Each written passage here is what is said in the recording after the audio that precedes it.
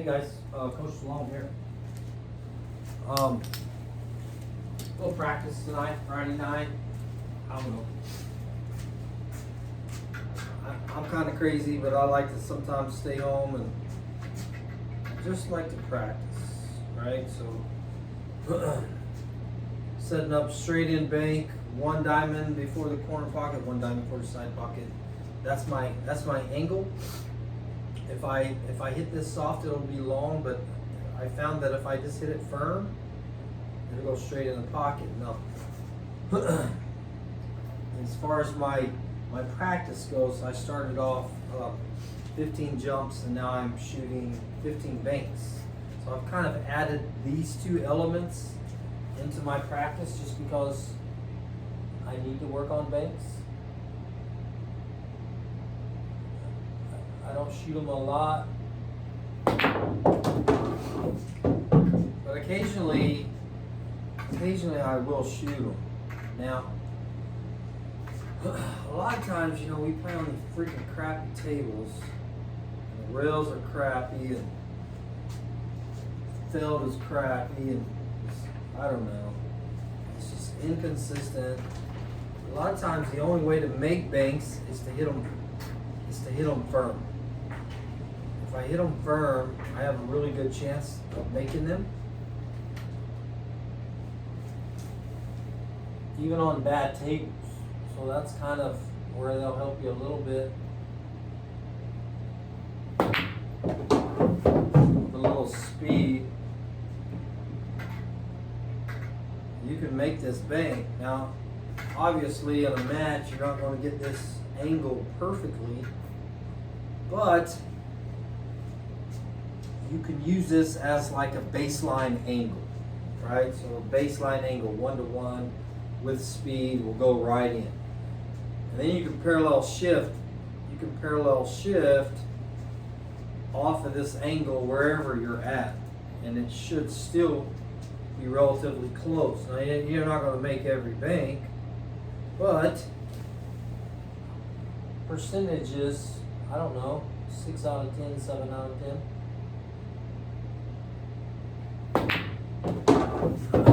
6 out of 10, 7 out of 10. Percentages say that gives you a legitimate chance to make the shot and possibly run out. Say you don't have a cut shot, there's balls blocking, whatever, and sometimes we're forced to bank. Sometimes, if I were in a game, if I were in a match or a game, and this pocket was open, this corner pocket, I'm definitely cutting that ball. I'm not banking it. But if that pocket's blocked, and I need to make a bank shot, say I have my 8 ball here, and then maybe there's another ball blocking it right there. I'm definitely banking this ball on this angle, and I may just put a little bit of draw spin to come back where I can still make the 8 ball. So it'll kind of look like this, and it'll be a little bit firm, a little bit firm. And see, that time I drew it. Sometimes, like when you draw shots, sometimes you add some unwanted spin. Add an unwanted spin. I'll try again. I don't know why.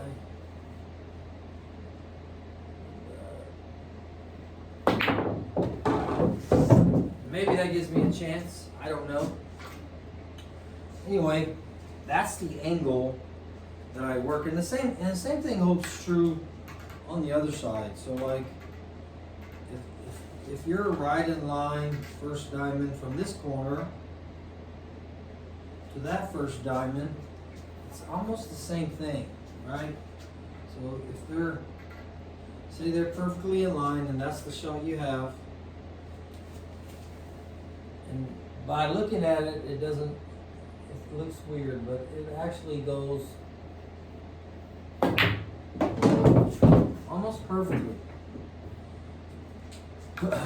So just for your calculations in your brain as you're playing, just for your calculations, you know that when you're on this angle, or you can get close to this angle,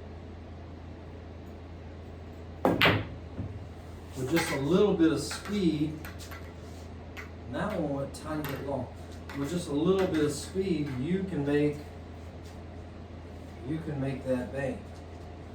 And if you were to just stare at it and look at it, it doesn't look like that's a winner. But it goes pretty good. Goes pretty good. 1-to-1. I call that 1-to-1. I don't know. It's just something to play around with.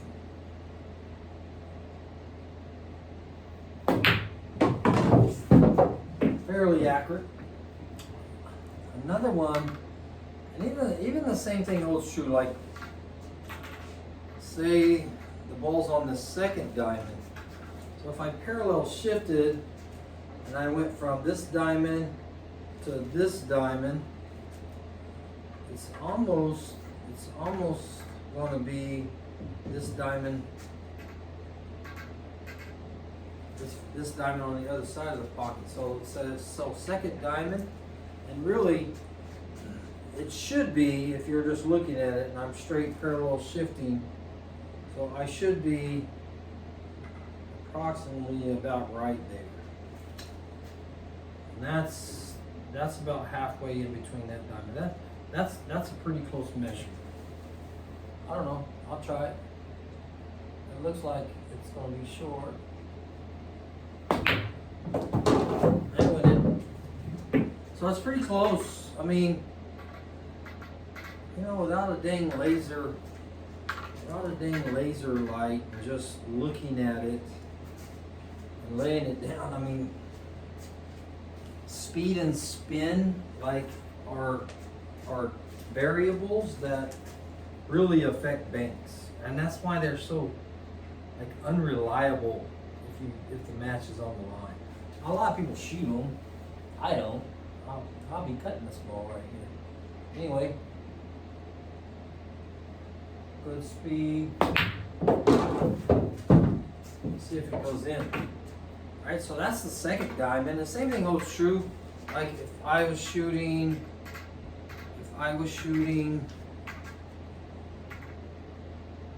this shot, and that's pretty close. That's like I was this diamond here, and I should be pretty close on a parallel shift, right? So I'm here, and then I'm here. So that would be a pretty close shot. Maybe it's, I don't know, I'm trying to get straight in on it, but what is straight in? Who knows? I think it has a chance to go in.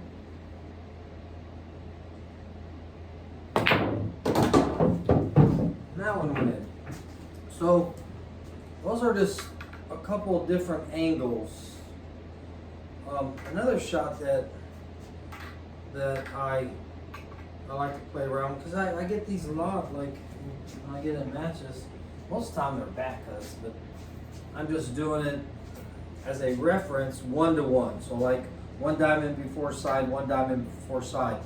So if you know what a half ball hit is, it's the center of the cue ball to the outside edge. So that's a half ball hit, or a 30-degree cut, right? So if I'm shooting this, and I don't have to hit it hard, but if I just aim at that outside edge, center cue ball, outside edge, no spin. No spin. I'm not even going to hit it real hard. And that one came off a little bit long. Try it again. And I really thought I made that. Like, I almost thought I hit it perfect, but I have to be putting some spin on it.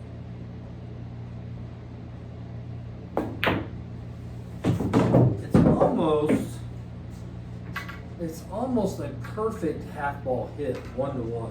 So this is, I would consider this 1-to-1. The other one was 1-to-1, one diamond before side pocket, 1 diamond before corner pocket. And this is 1 to 1, 1 diamond before each side pocket. Just the math. I mean, without even measuring up here. Not even measuring. Like, if you just know, like if you just know what it is in your brain, like when you're playing and you get this shot, let's say, well, I know 1 to 1 is going to be the side pocket, but what if your cue ball was over just a hair, right? So now you have a slight back cut bank. What you're going to get is you're going to get some cut-induced spin that's going to keep this. It's going to keep this this object ball from coming to the side pocket. It's going to want to come more here. So you have to compensate for this being a back cut. So I'm going to aim at that same outside edge, except this time I'm going to put just a tiny bit of right spin, which should correct that cut-induced spin right here.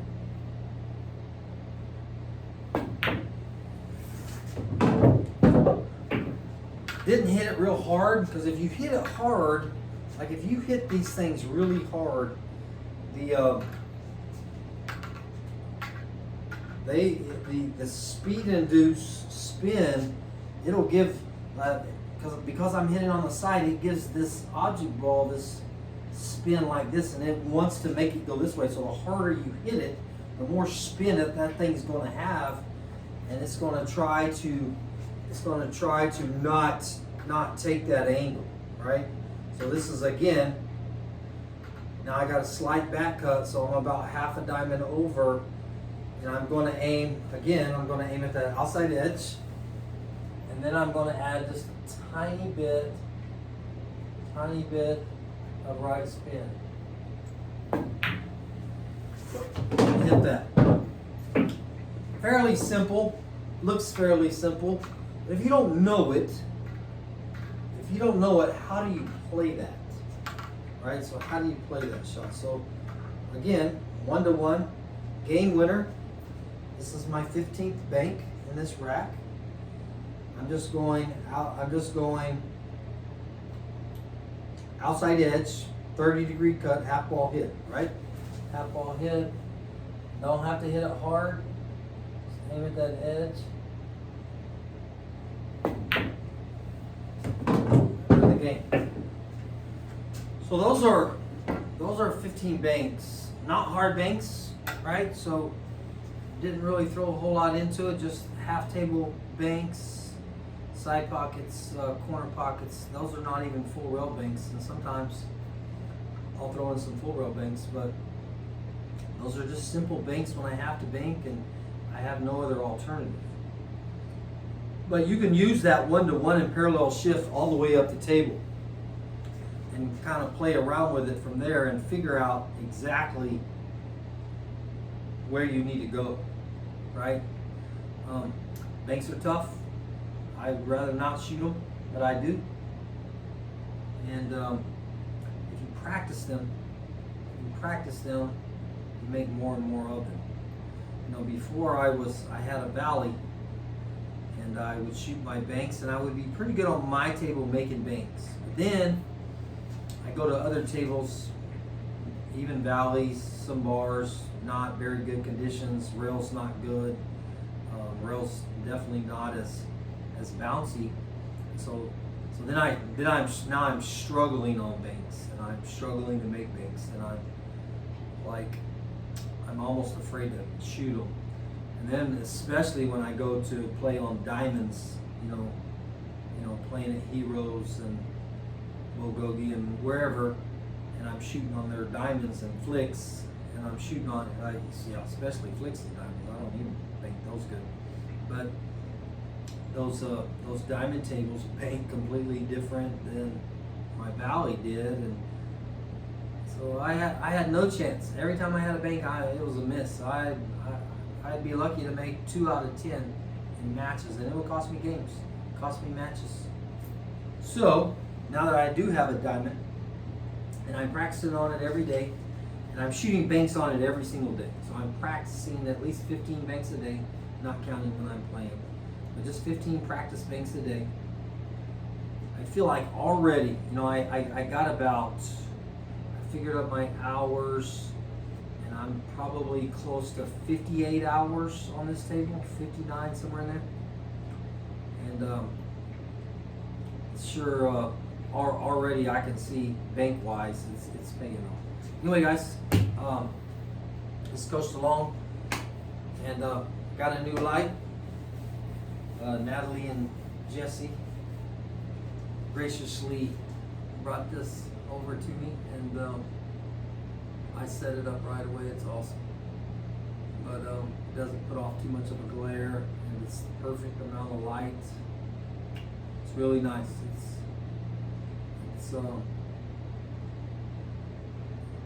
It's just really nice feeling to have it in here. It makes everything complete. Anyway, guys, it's Coach DeLong. I'll be back shortly with another video. May put another one out tonight. You guys stay warm, stay safe. Take care. See ya.